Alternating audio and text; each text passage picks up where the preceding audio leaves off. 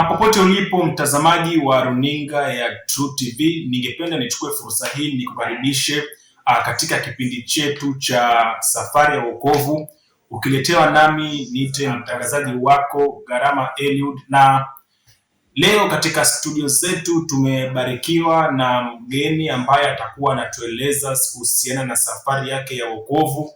Labda mpige picha wangu ukaweze kutuonyesha kwamba mgeni wetu amefika, yuko hapa studioni mwetu, na akaweze kutueleza kwa majina yake, yeye ni nani, anatokea wapi, na safari yake ya wokovu imekuwaje kufikia mahali alipo mpaka sasa. Karibu sana mgeni wetu.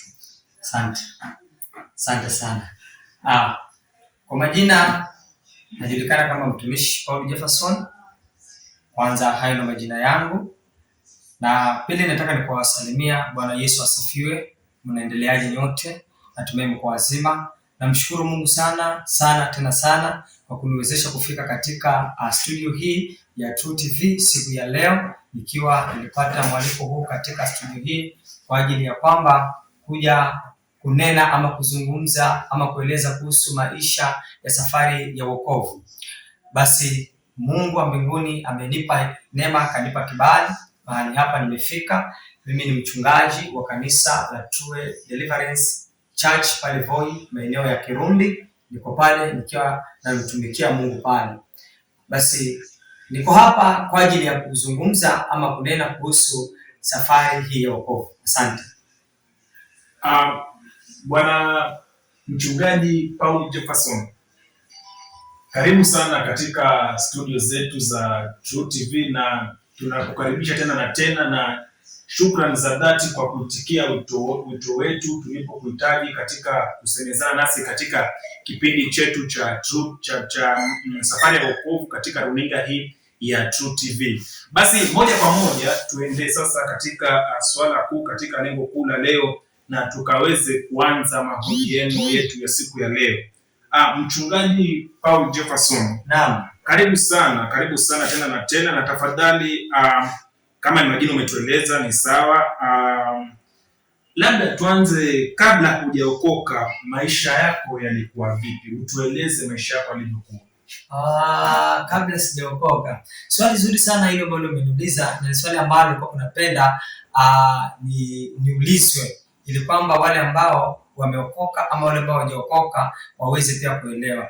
Mimi kabla sijaokoka, manake kwetu katika familia yetu sikuzaliwa katika kizazi cha watu waliookoka. Mtazamaji ambao unanitazama, vile unaniona, vile ambavyo nimesema naitwa mtumishi Paul Jefferson, sikuzaliwa katika familia ya watu waliookoka. Kitu cha kwanza nataka kufahamu na kuelewa kwamba background yetu, tumezaliwa katika kizazi cha watu ambao ni walevi, ni watu ambao wanavuta bangi, nimezaliwa kwa watu ambao hawamjui Mungu, si watu ambao wacha Mungu.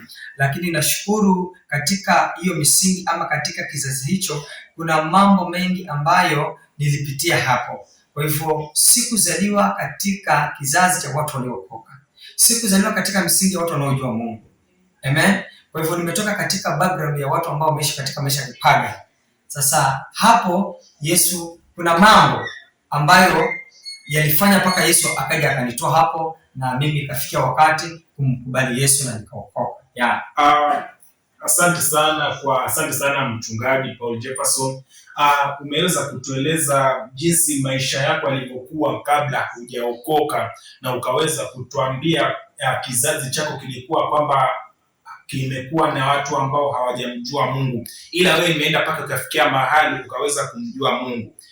Ni nini kilikusukuma kutafuta wokovu au kumgeukia Mungu? Ile kitu ambacho kilitendeka, ule msukumo wa kufanya wewe ukaweza kumgeukia Mungu, labda utueleze mchungaji. Amen, asante. Ni kitu ambacho natamani nikieleze. Ni kitu ambacho ni cha uchungu na ni cha huzuni sana. Haikuwa furaha. Ikafikia kiwango mimi nimeokoka, haikuwa jambo rahisi. Nimepitia kipindi kigumu sana. Okay, nilikuwa na familia ambayo haijaokoka kama nimeeleza kueleza. Kuna changamoto nimepitia hapo. Nimekuwa kijana ambaye wa kufuta bangi. Sasa vile tuko hapo leo natazama umri wangu kwanza umesonga, kwa sababu nikiwa na miaka kidogo sasa hii naendelekea 34. Kwa hivyo kuanzia ni mpaka nimefika hapa, nimepitia changamoto nyingi sana, ndio ikafika wakati mimi nikaokoka. Nilikuwa nafuta bangi, nilikuwa kuna lewa pombe, nilikuwa kuna iba, nilikuwa nimeingilia hili kundi la hawa vijana wa Kali Kwanza. Sasa nilikuwa illustration hiyo ya kuibia watu. Nimeokoka 2018, ndio nimeokoka. Nimeokoka hapa True, tukiwa Pendua. Hapo ndio nimekuja nikaokokea hapo. Sasa kitu kilichofanya mimi niokoke, kama nilivyoulizwa swali, kitu kilifanya ambacho mimi niokoke, nilitaka kupigwa risasi. Hiyo 2018 huko, kama mwezi wa kwanza huko, mwezi wa pili, maana yake nilikuja kuokoka mwezi wa 7. Kwa hivyo kulikuwa na vijana hiyo time kwa wamechacha sana, au vijana wa Kali Kwanza. Sasa hiyo time ilikuwa uhalifu tulikuwa ni mwingi, kwa tunafanya uhalifu mwingi sana. Sasa tukaletewa maskari, nakumbuka maskari walikuwa tunawaita wazee wa Bareta, shoot to kill. Sasa nikaja nikaponea hiyo maneno kwa kulisha hapo kijiweni. Mtafu anakuwa anatoka kijiweni, Mkoroshoni kuna mtu anatoka kijiweni. So nilipoponea risasi pale, ndio nikaamua sasa mimi kufanya nini? Utafuta Mungu. Kwa hivyo mke wangu, niko na mke, niko na watoto wawili. Mke wangu akawa anaombewa, naenda mahali akiombewa na mama Bishop. Sasa nikaona ni bora hata mimi nifuate hiyo njia. Hapo ndo nikaenda kupokea wokovu na hapo ndo nikaokoka. Ama kweli tumeweza kusikia na mtazamaji wetu pale ameweza kusikia jinsi ni kitu gani kilichokufanya mpaka uje kuokoka. Umesema kwamba wewe ilifikia mahali kwamba ukaweza kukoswa kwa risasi baada ya kuwa umejiunga na vijana hawa wenye katika vikundi vya uhalifu. Na jambo hilo ndio lilifanya mpaka wewe ukabidi uregeshe moyo nyuma na ukaweza kumjua Kristo, ukaweza kuanza safari yako katika wokovu. Labda nikuulize tu mchungaji Paul Jefferson, baada ya kuokoka, labda ni mabadiliko gani umeona katika maisha yako? Yaani yale mambo yote ambayo yameweza kutendeka baada ya kuwa wewe umeacha katika ile njia ya uhalifu na umekuja katika njia ya kumjua Kristo. Labda niulize ni mambo gani ambayo yameweza kutendeka katika maisha yako, ili hata huyu mtazamaji anayekutazama sasa, labda yuko pale amevunjika moyo, labda yuko pale imani yake kwa sasa imeshuka, akaweze pia yeye naye kujua kwamba hakika kunaye Mungu na anaweza akabadilisha pia na yeye maisha yake. Amen. Asante sana. So kitu cha kwanza nataka niseme hivi, kwa shetani, yani ukiwa bila Kristo, ukiwa bila Yesu ni hasara. Ni hasara. Unaishi maisha ya mateso, maisha kama mfungwa, unaishi maisha ya kudhalilika, licha ya kwamba wewe mwenyewe hutajua. Kwa hivyo nilipookoka, kuna raha kwa Yesu. Jambo la kwanza nataka utazame tu mtazamo wangu vile niko. Nataka utazame kwamba vile nimekuhadithia na mahali nipo. So nikiwa katika hii studio siku ya leo, nataka ujue kwamba Yesu anabadilisha. Hakuna kijana yote Mungu enzi zile ambazo nakueleza angeweza kufika mahali kama hapa. Angeweza kukaa na watangazaji kama nyinyi, hakuna. Sasa ni Yesu anabadilisha. So kitu cha kwanza nilipompokea Yesu, yani Yesu alinibadilisha maisha yangu ya kiroho, akabadilisha kunifanya mimi maisha ya kiroho kuwa bora. Sasa Yesu huyo akabadilisha pia mfumo wangu wa maisha ya kimwili. Ni sawa? Nilionekana kama mzee. Mwili wangu huu unaona wa damu na nyama. Enzi hizo nikiwa nalewa na kufuta bangi, nilikuwa na muonekano kama mzee. Sasa nakaa mtoto wa miaka 18. Kabisa. So kwa Yesu kuna badilisho, niko na ushuhuda. Yesu anabadilisha nje na ndani. Kwa hivyo kwa Yesu kuna faida.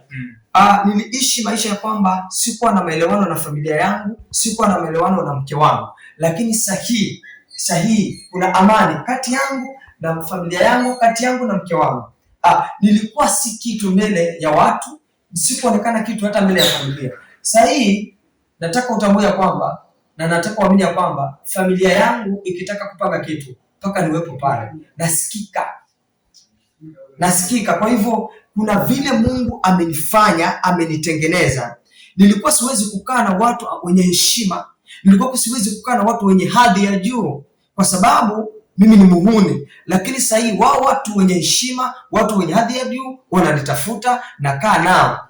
Kwa hivyo nataka nikwambie wewe ambaye unatazama katika channel hii, Yesu anabadilisha mfumo wa maisha ya kiroho na mfumo wa maisha ya kimwili. Tulikuwa na tabia za kuibia watu, leo hii ametubadilisha, ametufanya kuwa watumishi. Tunahubiri Injili, watu wanapona, watu wanafunguliwa na watu wanabarikiwa.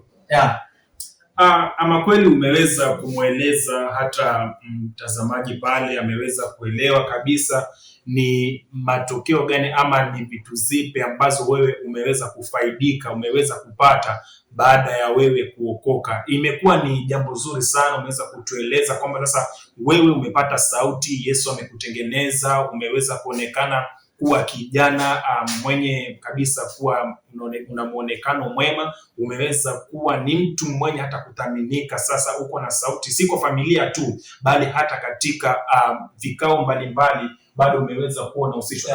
Labda nikuulize swali mchungaji, nikuulize swali. Je, umewahi kukutana na changamoto baada ya kuokoka? Maanake unaambiwa kwamba si kila safari ianzayo inakuwa tu na urahisi hivyo na uteremko. Je, ni changamoto zipi umeweza kukutana nazo katika safari hii ya wokovu, ili yule mtazamaji pale nje akaweze pia kuelewa, je, basi kwamba hata japo nitaokoka, hizi changamoto zinijiapo, ajue kwamba ni jinsi gani ataweza kuepukana nazo, ataweza kuzishinda, ili akaweze kuibuka mshindi mwisho wa siku. Amen. Asante. Sasa changamoto ukianza kuingia katika wokovu, kuna watu kuna wimbo wanaimba wanasema kwa Yesu ni tambarare. Wokovu ni tambarare. Ukianza kuingia katika wokovu, umetoka katika upagani ama umetoka katika udunia, ukiingia katika wokovu lazima utakutana na challenge. Sasa mimi challenge ya kwanza niliyokutana nayo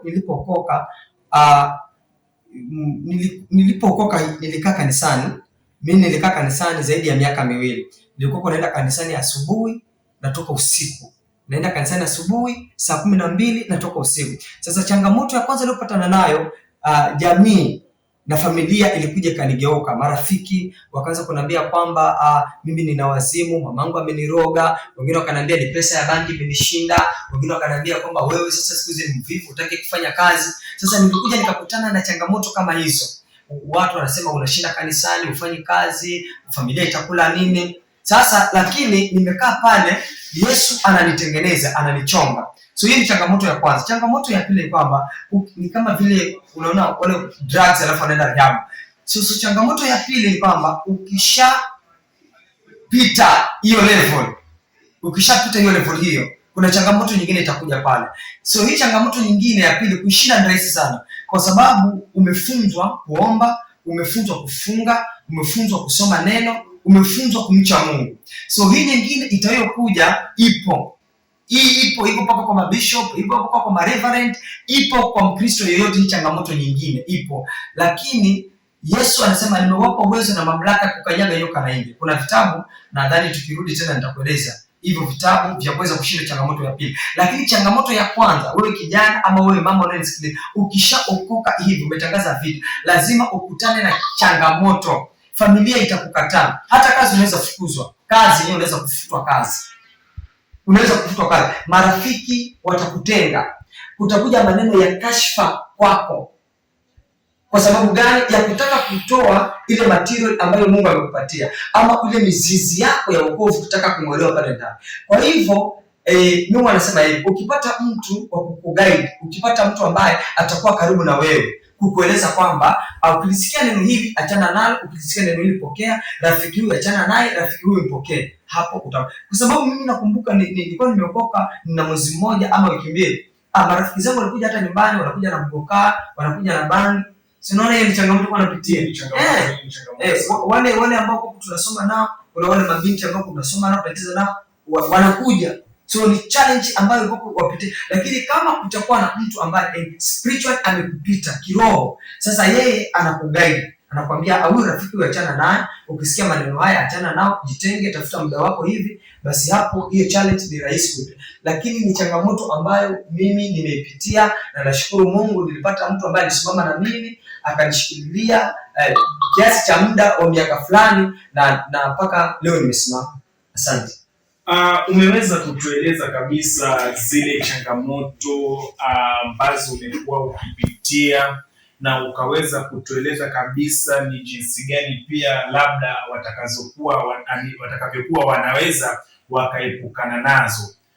Sasa mchungaji Paul Jefferson, umesema kwamba wewe ni mchungaji baada ya kubadilishwa, umeweza kuishi katika kanisa, umekuwa ukienda kanisa asubuhi, unatoka jioni. Hiyo ilikuwa inaonyesha kwamba ulikuwa umefanya uamuzi wa haki na umefanya uamuzi wa busara.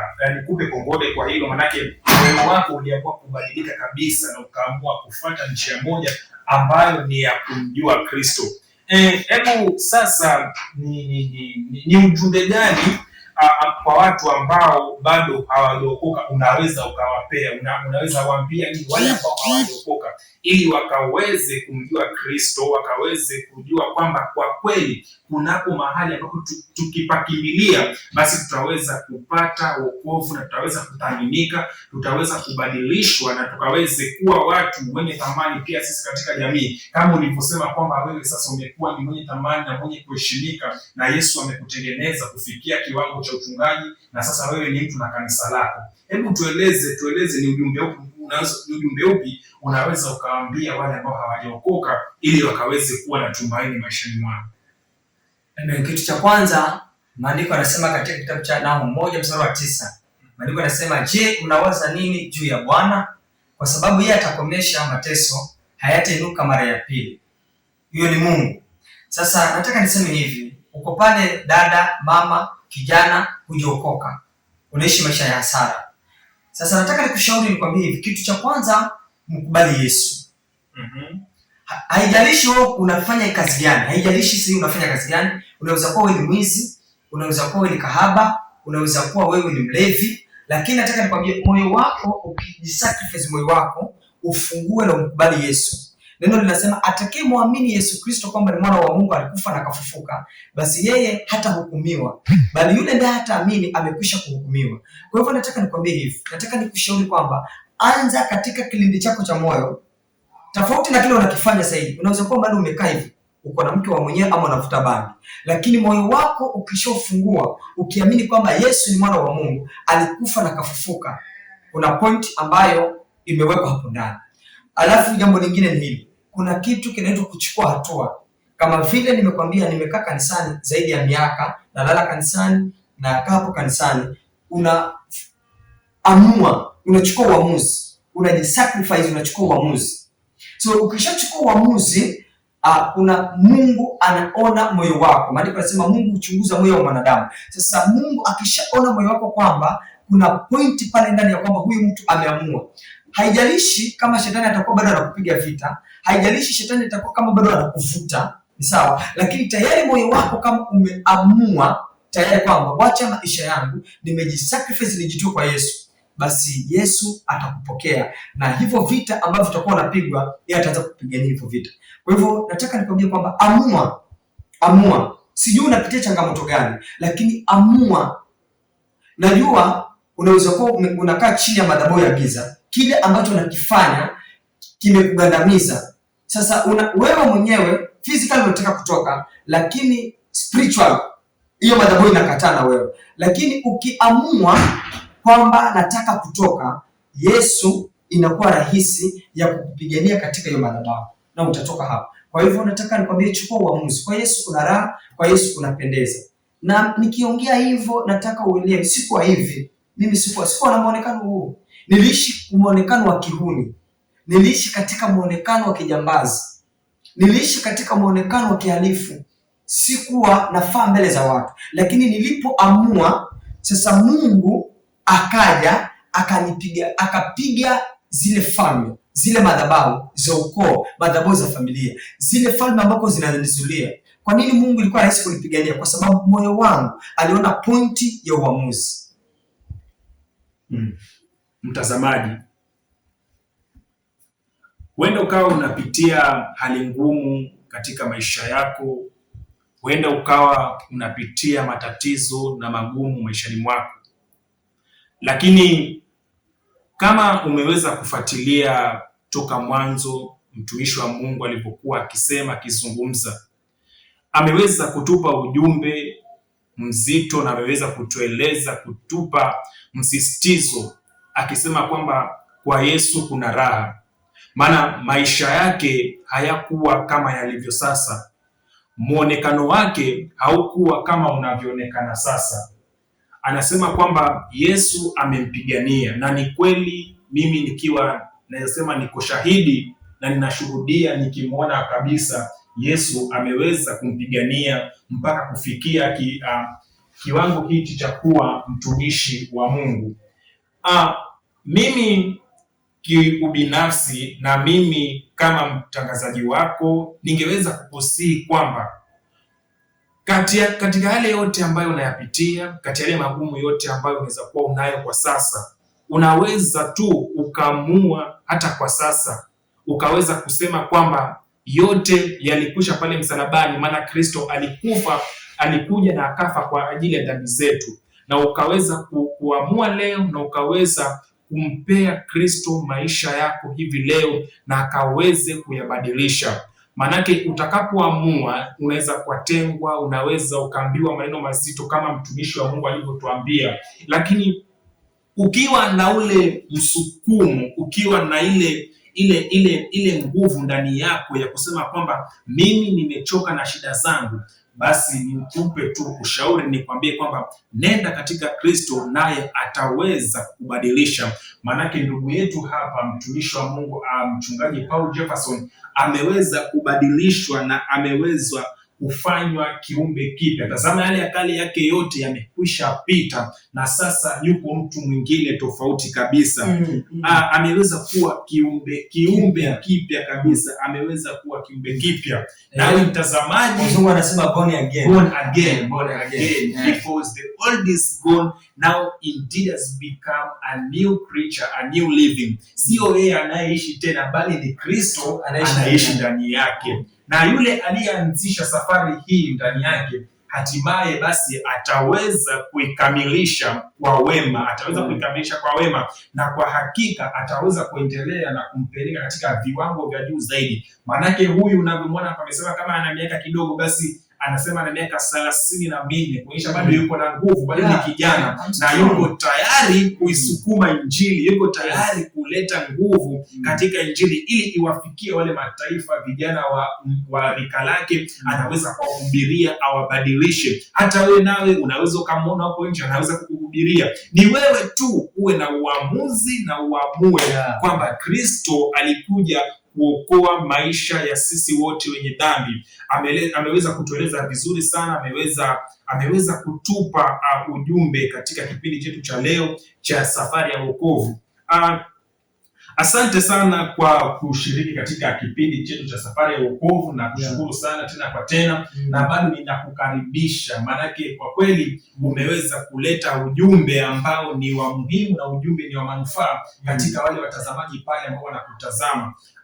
Mtazamaji wangu, niseme pia nawe ni kushukuru kwa kushiriki katika kipindi hichi. Umeweza kuwa nasi toka mwanzo mpaka sasa tukiwa tunafunganya virago vyetu na kuondoka studioni.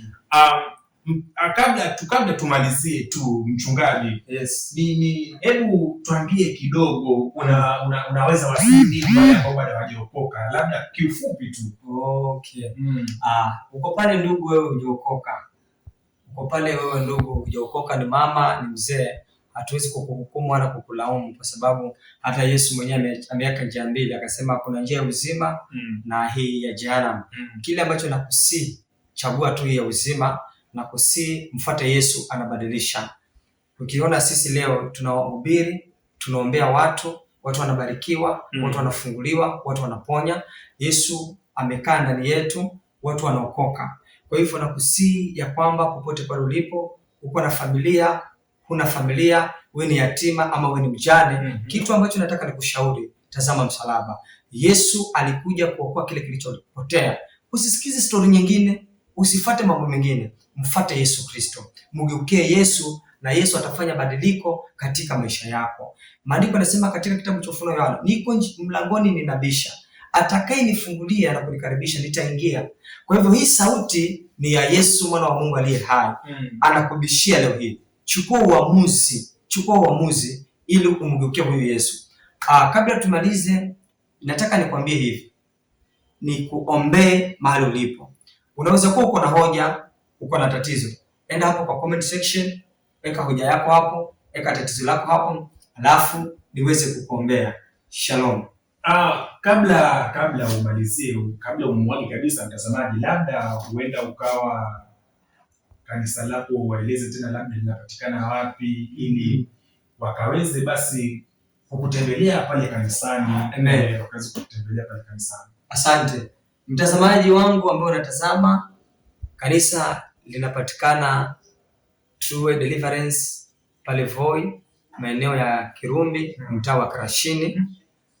Headquarter yenye Mother Church iko Shanzu Mombasa, maeneo ya Mkoroshoni, mtaa huo Mkoroshoni. Shanzu tu Mombasa, ukishuka tu pale Shanzu Teachers College, uliza tu pale nataka kanisa la kwa Bishop Alphonse. Hapo ndo headquarter, yani hapo ndo tumezaliwa. Kwa hivyo hii branch iko Voi. Wale watu wako Voi, wale watu wako Matate, wako Windani, wale watu wako Tafeta, wale watu wako Maungu, wako Marungu, wale watu wako Kwale. Branch inapatikana Voi, area ya Kirumbi. Ukifika tu pale ukisema nataka hii True Way, ukifika pale Kirumbi tu ukisema nataka True Way, basi moja kwa moja utaletwa. Namba ya simu ukitaka kunipigia pengine ni 0794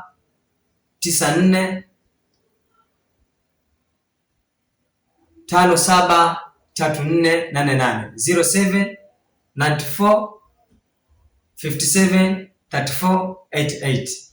Hizo ndo namba ambazo unaweza kunipigia na ukapata direction nzuri ukafika mahali tulipo. Amen.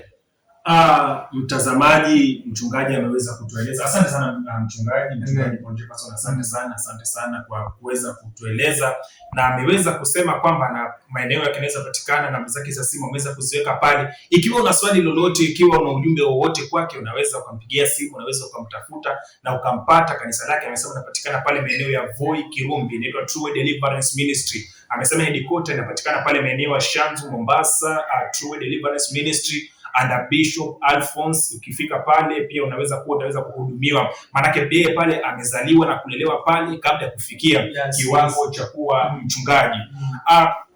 Asante sana mtazamaji, umekuwa nasi, umekuwa mwaminifu, umeweza kutufuatilia toka mwanzo wa kipindi mpaka sasa. Zidi kutufuatilia katika chaneli yetu hii ya True TV kwa manufaa yako wewe na kwa manufaa ya hata mwingine pale. Comment, like and share kwa kuzidi kueneza ujumbe huu wa kumjua Kristo na safari ya watu mbalimbali ya wokovu toka pale walipoanzia mpaka kufikia hapa ambapo wamefikia. Nikushukuru tena sana. Nimekuwa wako mtangazaji, niite Garama Eliud, na unaweza kunifuatilia katika mitandao ile ya kijamii pale Facebook, unaweza niita Garama Eliud. Ukienda pale katika X ni Garama Eliud, ukienda pale katika TikTok unaweza niita Eliud the Drama, na utaweza kupata jumbe hizi na nyinginezo nyingi ambazo zitaweza kukutia moyo na kukujaza katika moyo wako. Hadi wakati mwingine, siku na saa kama ya leo, tutakapokuwa hewani tena kuletea kipindi hichi. Ubarikiwe sana na ubarikiwe sana. Shalom.